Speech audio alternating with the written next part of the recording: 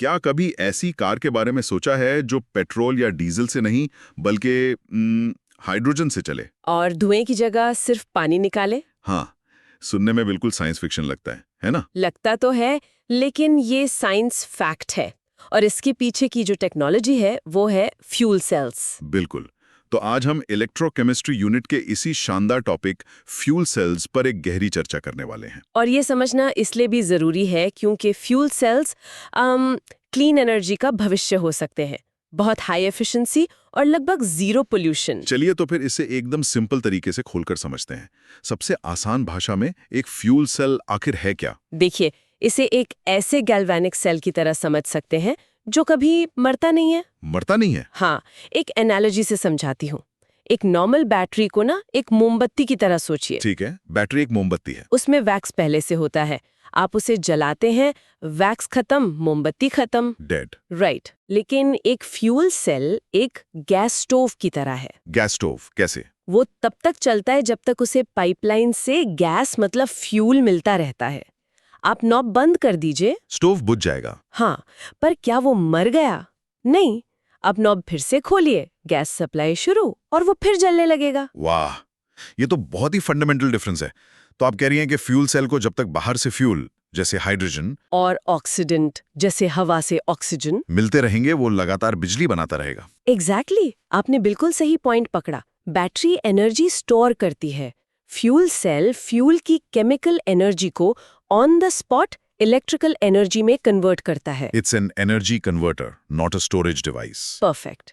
Supply बंद तो conversion बंद। ओके, तो मॉलिक्यूलर लेवल पर चलते हैं। ये गैस स्टोव यानी फ्यूल सेल आखिर बिजली बनाता कैसे है? इसमें दो मेन हिस्से हैं, दो इलेक्ट्रोड्स, एक एनोड और एक कैथोड। एनोड और कैथोड, ठीक है। एनोड पर हाइड्रोजन गैस जो हमारा फ्यूल है वो आकर ऑक्सीडाइज होती है। ऑक्सीडाइज मतलब इलेक्ट्रॉन छोड़ती है। बिल्कुल, हाइड्रोजन गैस अपने इलेक्ट्रॉन्स छोड़ देती है और H+ आयन्स में टूट जाती है। अच्छा, तो हाइड्रोजन ने अपने इलेक्ट्रॉन्स दान कर दिए। अब इन आवारा इलेक्ट्रॉन्स का क्या होता है? हा, ये आवारा इलेक्ट्रॉन्स ही तो हीरो है। इन्हें एक बाहरी तार यानी एक्सटर्नल सर्किट से कैथोड तक भेजा जाता है। और इलेक्ट्रॉन्स का यही फ्लो? वही तो इलेक्ट्रिकल करंट है। एग्जैक्टली। इसी करंट से हम कार की मोटर चलाते हैं। समझ गया। तो बिजली बाहरी तार में बह रही है, लेकिन सर्किट को पूरा भी तो करना होता है। सेल के अंदर क्या हो रहा है? बहुत अच्छा सवाल। सर्किट को पूरा करने के लिए वो जो H+ आयन्स बने थे ना, हाँ, वो सेल के अंदर मौजूद इलेक्ट्रोलाइट से तैरकर कैथोड तक पहुंचते हैं। तो बाहर वायर में इलेक्ट्रॉन्स का फ्लो और अंदर इलेक्ट्रोलाइट में आयन्स का। और इस तरह सर्किट कंप्लीट हो जाता है। और कैथोड पर कौन इंतजार कर रहा है? कैथोड पर हवा से ऑक्सीजन गैस आती है। तो कैथोड पर तीन चीजें मिलती हैं, हवा की ऑक्सीजन, तैरकर आए H+ आयन्स और तार से घूमकर आए इलेक्ट्रॉन्स। और ये तीनों मिलकर क्या बनाते हैं? पानी, H2O। कमाल है। तो इस पूरी प्रक्रिया का एंड प्रोडक्ट सिर्फ पानी है, कोई धुआं नहीं, कोई कार्बन डाइऑक्साइड नहीं। बिल्कुल, और यही इसकी सबसे बड़ी खूबी है। यहाँ पर एक आम गलतफहमी को हमेशा के लिए दूर करना बहुत जरूरी है। मुझे भी पहले लगता था कि फ्यूल सेल बस एक फैंसी टाइप की बैटरी है। हाँ, और ये सबसे बड़ा मिसकंसेप्शन है। तो इसे साफ साफ याद रखना है। फ्यूल सेल्स को बिजली बनाने के लिए लगातार एक्सटर्नल फ्यूल सप्लाई चाहिए, जबकि बैटरीज के अंदर केमिकल रिएक्टेंट्स पहले से ही सील पैक होते हैं। और वो रिएक्टेंट्स खत्म तो बैटरी डेड। बिल्कुल, फ्यूल सेल कभी डेड नहीं होता, बस फ्यूल खत्म होने पर रुक जाता है। ये डिस्टिंक्शन तो क्रिस्टल क्लियर हो गया। हाँ, पर एक सवाल है, ये टेक्नोलॉजी इतनी फ्यूचरिस्टिक लगती है, इसकी जरूरत क्यों पड़ी? ये कौन सी प्रॉब्लम सॉल्व कर रही है? ये कॉन्सेप्ट इस एक बड़े सवाल का जवाब है। हम केमिकल फ्यूल से, खासकर हाइड्रोजन से ज्यादा से ज्यादा एफिशिएंसी और बिना प्रदूषण के बिजली कैसे बना सकते हैं? अच्छा। देखिए, हमारी गाड़ियों का जो इंटरनल कंबशन इंजन होता है वो पेट्रोल की सिर्फ 30 से 35% एनर्जी ही यूज कर पाता है। सिर्फ 30-35%, बाकी सब? बाकी 65-70% एनर्जी गर्मियों और आवाज में वेस्ट हो जाती है। वो जो इंजन गर्म होता है ना, वो वेस्टेड एनर्जी है। फ्यूल सेल्स इसके मुकाबले 60% तक एफिशिएंट हो सकते हैं। डबल एफिशिएंसी और जीरो पोल्यूशन, ये तो वाकई गेम चेंजर है। मुझे लगता है ये कोई 21वीं सदी का इन्वेंशन होगा। और यहीं पर कहानी मजेदार हो जाती है। आप जानकर हैरान होंगे कि फ्यूल सेल का आविष्कार 1839 में विलियम रॉबर्ट ग्रूव ने किया था। क्या 1839?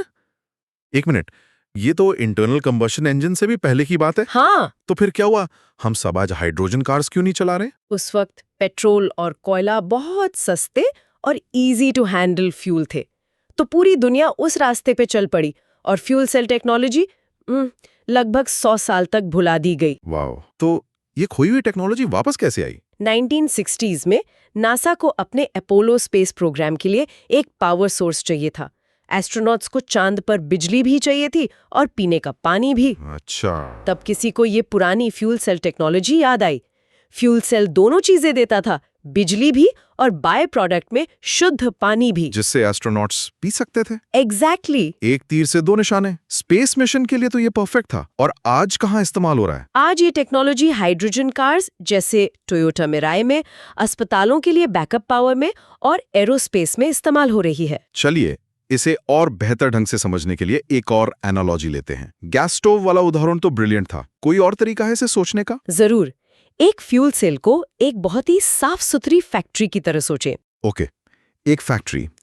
तो इसका रॉ मटेरियल क्या होगा? रॉ मटेरियल है हाइड्रोजन गैस जो एक पाइपलाइन से आ रही है और ऑक्सीजन गैस जो हवा से ली जा रही है। और फैक्ट्री की मशीन हो गई फ्यूल सेल स्टैक। बिल्कुल, जो इन दोनों रॉ मटेरियल्स को प्रोसेस करती है। और फैक्ट्री का फाइनल प्रोडक्ट? फाइनल प्रोडक्ट है इलेक्ट्रिसिटी जो तारों से बाहर जा रही है। और इस फैक्ट्री का बाई प्रोडक्ट या वेस्ट? सिर्फ साफ पानी है, कोई जहरीला धुआं नहीं। करेक्ट। जैसे ही रॉ मटेरियल बंद, फैक्ट्री का प्रोडक्शन भी तुरंत बंद। ये एनालॉजी कॉन्सेप्ट को दिमाग में बिठा देती है। अब चलिए इसी फैक्ट्री को एक कार के अंदर फिट करते हैं, एक मेंटल मूवी बनाते हैं। मान लीजिए मैं एक हाइड्रोजन फ्यूल सेल कार में बैठा हूं। हुड के नीचे क्या हो रहा है? बिल्कुल, कल्पना कीजिए कि गाड़ी के बूट में एक हाई प्रेशर टैंक है जिसमें हाइड्रोजन गैस भरी है। अब हुड के नीचे इंजन की जगह एक फ्यूल सेल स्टैक है। स्टैक? स्टैक का मतलब है बहुत सारे पतले पतले फ्यूल सेल्स एक के ऊपर एक सैंडविच की तरह रखे हुए हैं। एक मिनट, यहाँ स्टैक क्यों? एक बड़ा फ्यूल सेल क्यों नहीं? क्योंकि एक अकेला फ्यूल सेल बहुत कम वोल्टेज पैदा करता है, करीब 0.6 से 1.0 वोल्ट। इससे तो कार नहीं चलेगी। नहीं चलेगी, इसलिए ज्यादा वोल्टेज पाने के लिए हम कई सेल्स को सीरीज में जोड़ते हैं, जैसे रिमोट में 2-3 बैटरीज लगाते हैं। इसी सीरीज कनेक्शन को स्टैक कहते हैं। Got it. तो इस स्टैक के अंदर हर सेल में क्या हो रहा है जैसे ही मैं कार स्टार्ट करता हूँ? हर सेल में वही हो रहा है जो हमने पहले डिस्कस किया था। एक तरफ एनोड जहां टैंक से हाइड्रोजन आ रही है, दूसरी तरफ कैथोड जहां बाहर से हवा की ऑक्सीजन आ रही है। और बीच में? बीच में एक बहुत पतली प्रोटॉन एक्सचेंज मेम्ब्रेन है। समझ लीजिए एक हाईटेक छलनी जो सिर्फ H+ आयॉन्स को पार जाने देती है। एग्जैक्टली। तो जैसे ही एक्शन शुरू होता है, एनोड पर हाइड्रोजन H+ आयंस और इलेक्ट्रॉन्स में टूट जाती है। इलेक्ट्रॉन्स को मेम्ब्रेन पार करने की इजाजत नहीं है, तो वो बाहरी सर्किट से होके गाड़ी की इलेक्ट्रिक मोटर में जाते हैं। उसे घुमाते हैं और फिर कैथोड पर पहुंचते हैं। मोटर के घूमने से आपकी कार चलती है। और वो जो H+ आयंस थे, उनका क्या हुआ? वो H+ आयंस उस मेम्ब्रेन रूपी छलनी से छनकर सीधे कैथोड तक पहुंचते हैं। तो अब कैथोड पर 3 चीजें जमा हो गई हैं। बाहर से आई ऑक्सीजन, मोटर से घूमकर आए इलेक्ट्रॉन्स और मेम्ब्रेन से छनकर आए H+ आयंस। और ये तीनों मिलकर बनाते हैं पानी? H2O। बिल्कुल। सो इसका मतलब कार के एग्जॉस्ट पाइप से धुएं की जगह सिर्फ पानी की बूंदें या भाप निकल रही है। एग्जैक्टली। शुद्ध डिस्टिल्ड पानी। ये सच में कमाल की टेक्नोलॉजी है। और जैसा आपने बताया, टोयोटा मिराई और Hyundai नेक्सो जैसी गाड़ियां आज सड़कों पर चल भी रही हैं। उन्हें रिफ्यूल करने में कितना टाइम लगता है? बस 5 मिनट, बिल्कुल एक पेट्रोल कार की तरह। और एक बार फुल टैंक होने पर ये लगभग 400 से 500 किलोमीटर तक चल सकती हैं। अब यहाँ एक बहुत बड़ा सवाल खड़ा होता है, एक काउंटर इंट्यूटिव पॉइंट। पूछिए। अगर ये टेक्नोलॉजी इतनी अच्छी है, 60% एफिशिएंट, 5 मिनट्स में रिफ्यूल, 0 पोल्यूशन, तो फिर सारी गाड़ियां फ्यूल सेल पे क्यों नहीं चलती? बैटरी वाली गाड़ियों की इतनी बात होती है, फ्यूल सेल की क्यों नहीं? What's the catch? This is the most important question. आप बिल्कुल सही सोच रहे हैं, बट एक्चुअली सबसे बड़ी चुनौती टेक्नोलॉजी की नहीं बल्कि इंफ्रास्ट्रक्चर की है। इंफ्रास्ट्रक्चर? इसका क्या मतलब? इसका मतलब है पूरा नेटवर्क। सोचिए, एक फ्यूल सेल कार चलाने के लिए क्या क्या चाहिए? सबसे पहले हाइड्रोजन बनाने वाले बड़े बड़े प्लांट्स, ठीक है। फिर उस हाइड्रोजन को ट्रांसपोर्ट करने के लिए स्पेशल पाइपलाइंस या ट्रक्स, और फिर हर शहर हर हाईवे पर hydrogen refuelling stations. Petrol pump की तरह। बिल्कुल। और वो नेटवर्क अभी हमारे पास है ही नहीं। जबकि पेट्रोल का इंफ्रास्ट्रक्चर 150 साल पुराना है और दुनिया भर में फैला हुआ है। करेक्ट। बैटरी वाली गाड़ियों को चार्ज करने के लिए बिजली का ग्रिड पहले से मौजूद है। फ्यूल सेल्स टेक्नोलॉजी में बेहतर होने के बावजूद इस इंफ्रास्ट्रक्चर इनर्शिया की वजह से पीछे हैं। समझ गया। ये एक चिकन एंड एग प्रॉब्लम जैसी है। लोग कार नहीं खरीदते क्योंकि स्टेशन नहीं है, और कंपनियां स्टेशन नहीं बनाती क्योंकि कारें नहीं है। आपने बिल्कुल सही समझा। टेक्नोलॉजी ब्रिलियंट है पर इकोसिस्टम अभी तैयार नहीं है। ठीक है, ये डिस्कशन बहुत इंसाइटफुल था। अब परीक्षा के नजरिए से बात करते हैं। किसी स्टूडेंट के लिए सबसे जरूरी पॉइंट्स क्या होंगे? बिल्कुल, in exam safe clarity lines को ध्यान में रखना है। पहला, एक फ्यूल सेल फ्यूल की केमिकल एनर्जी को लगातार इलेक्ट्रिकल एनर्जी में कन्वर्ट करता है। Converter, not storage.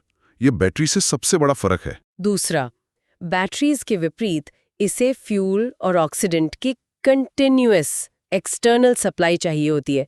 सप्लाई बंद तो पावर बंद। ठीक है। तीसरा पॉइंट? तीसरा और सबसे जरूरी, रिएक्शन।